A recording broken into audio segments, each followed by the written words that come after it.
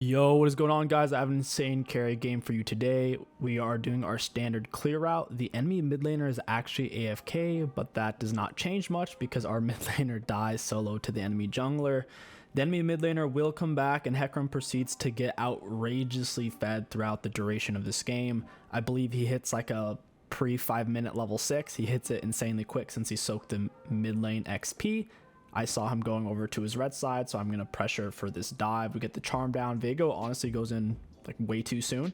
If he would have let me gone in first since I was full HP, let me take first aggro, neither one of us would have had to flash, so he kind of burned his flash for no reason, but at least we got the kill.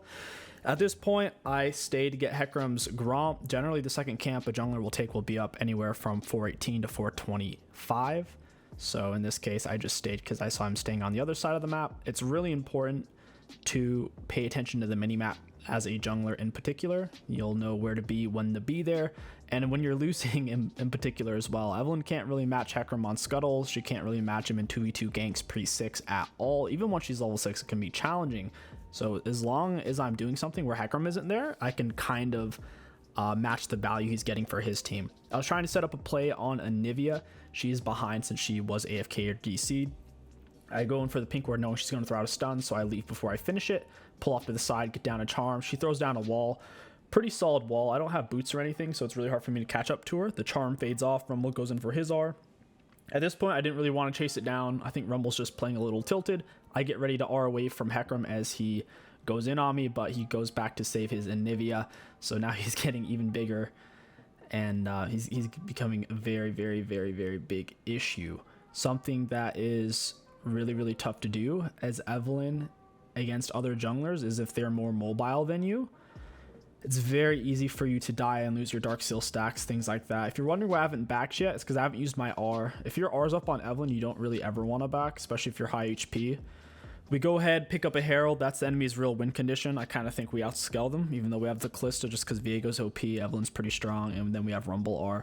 So I just continue farming. I don't ever have a chance to really go use my R because Rumble died again, and Aatrox is under turret full HP, so it's kind of sussy. I had a bunch of gold I ended up backing. I wanted to play for this dragon since it is Infernal. Infernals are really good on Rabadon champs. 𝐒𝐿𝐿 is mid lane. I'm spamming for help on dragon. No one's really helping me, but thank God 𝐒𝐿𝐿's distracted. I pinch the dragon and barely get away. If I died there, it would have been game over. We wait behind the Caitlyn here. We go all in. We don't even pick up the kill, though. That was really tragic. We landed full charm proc and everything, but she had heal flash. It just goes to show, even if you play things perfectly. The enemies are up 12 kills to 1 right now, by the way. So they have 12 kills. Our team has 1. There's another big reason. Don't ever type, like ever. So this game, I think I muted all at one point. We go in for another dive here on the Aatrox. Great stun by the Viego. We land a pretty much frame perfect charm, get the kill, and now we can start working on this turret. Even though 𝐒𝐿𝐿, his team is still up 12 kills to 2 or 12 kills to 3, he did not get first Herald and he did not get first Dragon. It's so important as the jungler who's winning, guys, to actually get objectives after you get a kill, if possible. In this game, he was honestly playing a bit kill heavy. I think it's because this game was played around 11 at night, so he's probably tired or maybe tilted, something like that. I try not to play after 9:30 at night because I feel like people just play super coin flippy. I path towards my turret, I bait out his R, I then R him. Evelynn heals really fast whenever her passive kicks in, so whenever she goes invisible, or after she's been out of combat for 4 seconds, if she's been attacking, or if she's been attacked, it's only like 2 seconds. So we're healing back up. I want to chase him down. I want to get some of that sweet shutdown gold. Rumble sees what I want to do, so I'm going to follow him loosely to where he can't quite see me, and then I'm going to path around behind him, doing a little bit of hunting here. We get down our charm. We do leave the bush a bit early, not gonna lie. We do luckily get the shutdown gold on the 𝐒𝐿𝐿. I think it would have been really bad if it went to the Rumble, just because he is such short range and he's up into an Anivia that I don't think the gold would give him that much value compared to me. The enemy team has multiple squishy champions for me to one-shot, Anivia, the Seraphine, and the Caitlyn, to where I think I can use that gold a lot better. I decide not to go for an early Mejai's, even though I'm pretty fed. I think Mejai's is a bit of a garbage item right now, unless you're 10 stack Dark Seal, and even then it's very expensive for what it gives. We have to give this dragon because 𝐒𝐿𝐿 was there really early on it, so we just give it up. He R's in. We're going to get off a full charm proc. Super important to get down your charm proc on the most dangerous person on the enemy team, whether that's an Aatrox, Riven, or 𝐒𝐿𝐿. Just make sure you land it accordingly. It was at this point in the game, I don't want to say we've won, But with 𝐒𝐿𝐿 throwing like basically double shutdown gold and throwing his momentum, it's at this point the enemy should be very, very nervous. Plus we're getting ourselves the second herald. As long as you get the first herald before the 13-minute mark, you can get the second herald. It's on a 6-minute spawn timer. It only takes about 10 to 30 seconds to take it. And yeah, getting double herald's nice. We have to give turret here.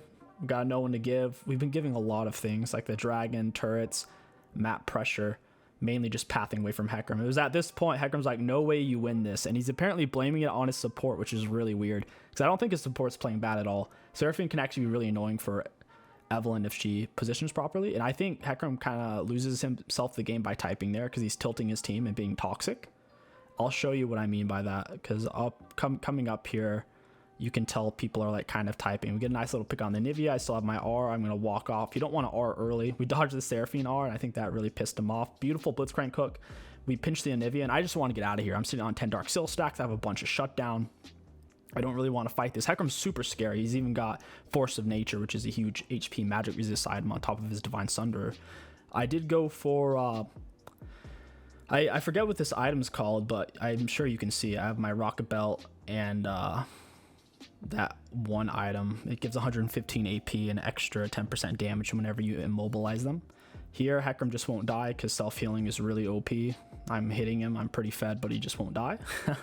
We're both 2 full items, so we're equal items. He's 1 level up, but he had Conqueror. We didn't have Hill Cut. He wasn't dying. Me dying there is pretty rough. You don't ever want to die in Evelynn because you lose your 4 Dark Seal stacks, which is 20 AP. Pretty big deal. They do get a relatively free Baron. It's not the end of the world though, since they don't have a Herald. I laid the Herald top lane since Dragon's coming up here. I figured that was the best choice. So if they do go for Dragon, they'll lose something, and 𝐒𝐿𝐿 oversteps a little bit. 𝐿𝐿𝐿 lands a beautiful hook, and we get the pick on her. At this point, it's going to be really hard for them to fight for this Dragon since 𝐒𝐿𝐿𝐿 got picked. So I think they just give it, plus Herald's pushing top. 𝐒𝐿𝐿𝐿, a little out of position, and 𝐒𝐿𝐿𝐿 does fall off. He's not like a Riven, something that kind of permascales. I'd say once you're around the 4 full item area, 𝐒𝐿𝐿𝐿's fallen off. I don't think he plays very well into the late game unless he has an enchanter speed up support like a Lulu or a Karma. He just kind of ends up somewhat immobile and very easy to hit in team fights. Caitlyn's up underneath turret. We have a deep flank on it. Beautiful 𝐿𝐿𝐿 R. We Rocket Belt going, get the kill, and we're going to run out. I have to R to dodge the Seraphine R. Once again, got to stay alive on Evelynn. Never want to die. If you're dying... every time you die, you become much more dependent on your team to carry you. If you permanently stay alive, it puts infinite pressure on the enemies.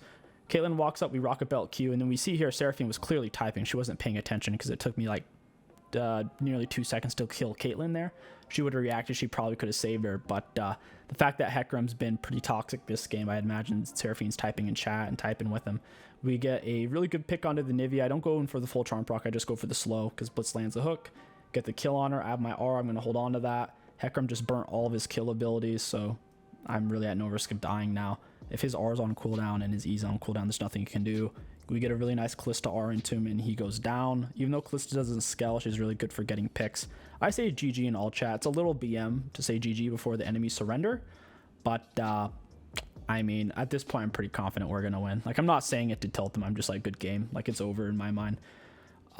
We're a little bit deep under their turrets. I take multiple shots, so I go ahead and just R out. I don't want to die here. Even if my whole team dies, it's fine. We have dragon pressure. They've gotten 0 heralds. They only have 1 dragon, so in my mind, the only way they can win this game is if they were to take in heralds or if they would get dragon soul, but there's so many dragons behind on us. They're not going to have dragon soul until like the 40-minute mark. It's really far away. Like I said, though, if 𝐒𝐿𝐿𝐿 would have prioritized objectives more this game, I don't think it would have been winnable. Just because of how like mid lane was going, and bot lane honestly wasn't going very well either. Like bot lane was not going well up until a couple of fights. So we run into the 𝐒𝐿𝐿𝐿. We're pretty fed, and 𝐒𝐿𝐿𝐿 has really low base health. She's pretty easy to one shot as long as she doesn't have her egg. I don't want to fight that fight bot, so I just run mid instead. It was a bad fight, and I start hitting the turret. Caitlynn backs. I go ahead and flash into her, rip her in half. I have to back out of the turret range, and then I go back in. My teammates are fighting them to the death, trying to stop their backs. I figure I probably can't end here because I'm getting wrecked by minions, plus a 𝐒𝐿𝐿𝐿's about to spawn in, so I'm just getting ready to leave and watching how that fight's going bot side because I don't really know what's happening. I over-tunneled a bit. I should have been checking, and then my teammates get a kill. Then I'm going to go back in because my teammates are following up. I see 𝐒𝐿𝐿𝐿's kind of converging. I should have checked his HP, but he is actually very low. I was just tunneling really hard because I guess I was tired, but I should have definitely pinched there. And the Nexus is left open, and now we can grab our win. It's just really important moral of the story is don't try to tilt your teammates. Don't try to get your teammates to apologize for misplays that they make. When you do that, they'll make more mistakes in a game that you could have possibly won. We did end up doing the most damage, which is pretty good for Evelynn. Being an assassin champ, doing the most damage on 10 enemy champs is pretty good. The Hecarim was angry. He's flaming his support. His support's just like, I don't know why you're mad. And then gave us the thumbnail right there. Said KingStix is 1v9. Pretty cool. I've played with that guy before. He's been on my team. He's a solid support player. But anyways, guys, if you enjoyed this Evelynn commentary guide, don't forget to like, comment, and subscribe. My name is KingStix. Thank you for watching, and I'll catch you guys next time.